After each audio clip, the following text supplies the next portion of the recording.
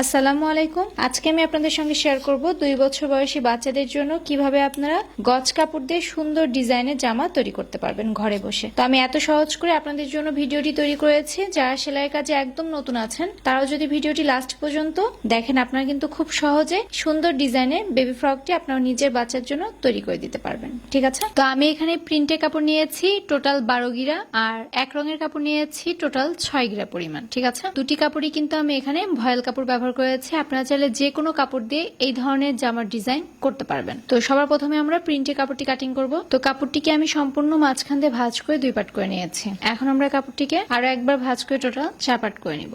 তো 2 বার ভাঁজ করে 4 পার্ট করা হয়েছে। এখন আমরা কাপড়টিকে আরো একবার ভাঁজ করে টোটাল 8 পার্ট করে নিচ্ছি। কতটুকু পরিমাণ কাপড় আপনারা ভাঁজ করবেন দেখিয়ে দিচ্ছি। তো যতটুকু আপনাদের বাচ্চাদের বডি হবে তার 4 ভাগের 1 ভাগ নেবেন এবং তার সঙ্গে আরো 1 ইঞ্চি নেবেন এক্সট্রা কাটিং এবং সেলাই করার জন্য।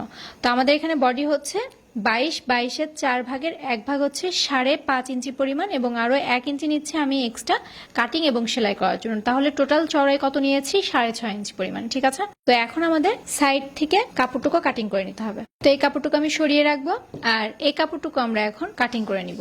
তো বন্ধ যে অংশটি রয়েছে সেটি আমার দিকে আছে আর অপর সাইডটি খোলা আছে। কাপড়টি কিন্তু 4 বার ভাঁজ করে 8 পার্ট করা আছে, অর্থাৎ আমাদের 4টি পার্ট বের হবে একসঙ্গে। ঠিক আছে, তো একটু খেয়াল করে দেখুন, বাঁকা যে অংশটি রয়েছে সেটি কাটিং করে সোজা করে নিচ্ছে।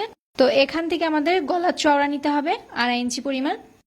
তো ওপর থেকে আমি ফিতার জন্য 2.5 ইঞ্চি পরিমাণ বাদ রেখে তারপরে কিন্তু আমি আর্মহোলের মাপ নিব। তো আমি এখানে আর্মহোল নিচ্ছি প্রায় 5 ইঞ্চি পরিমাণ।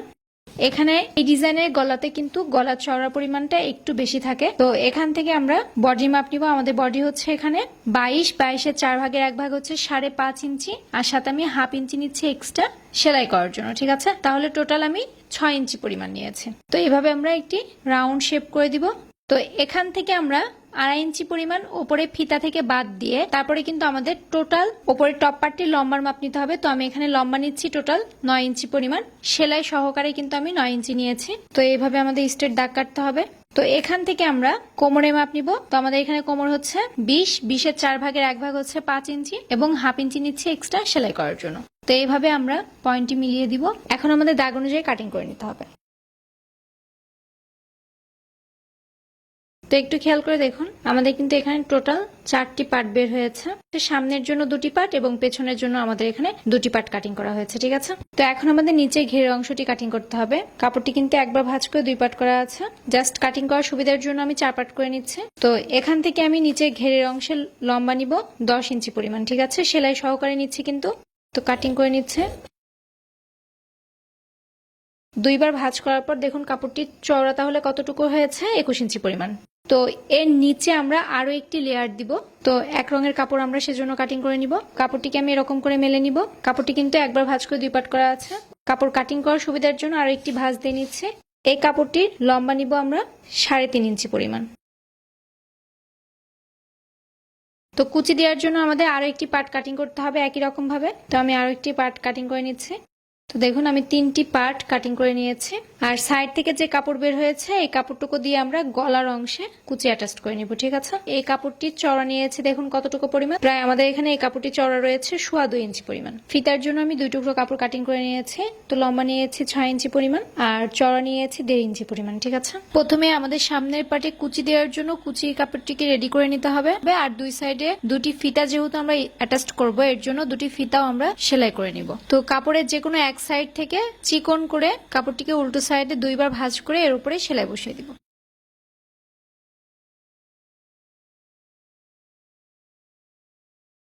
তো এখন আমরা কুচিগুলো বসিয়ে নিব। তো এই টুলসটির সাহায্যে আমরা কুচিগুলো বসিয়ে নিচ্ছে। তো দেখুন আমাদের কিন্তু কুচিগুলো বসানো কমপ্লিট হয়ে গিয়েছে। এখন আমরা 2টি ফিতা তৈরি করে নিব। তো কাপড়টিকে আমরা মাঝখান দিয়ে এভাবে ভাঁজ করে নিব এবং সাইড থেকে আমরা সেলাই বসিয়ে দিব।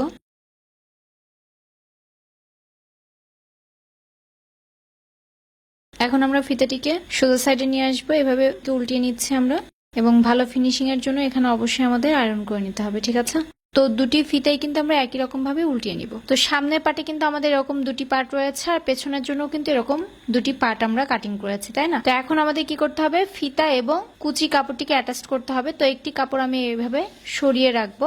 কাপড়টিকে আমি সোজা সাইডে রেখেছি। সোজা সাইডে রাখার পর ফিতার যে কাপড়টি রয়েছে একটু খেয়াল করে দেখুন, ফিতার কাপড়টিকে আমরা সেলাই করে নিব। একই রকম ভাবে এই সাইড থেকেও আমাদের এই ফিতাটিকে অ্যাটাচ করতে হবে। তো এখন আমাদের সামনের পার্টে কুচি অ্যাটাচ করতে হবে। তো জামার কাপড়টিকেও কিন্তু সোজা সাইডে রাখা আছে, কুচি কাপড়টিকেও আমাদের সোজা সাইডে রাখা আছে। তো আমি এখান থেকে কিছুটা কাপড় বাদ রেখে তারপরে কিন্তু সেলাইটি করা স্টার্ট করব।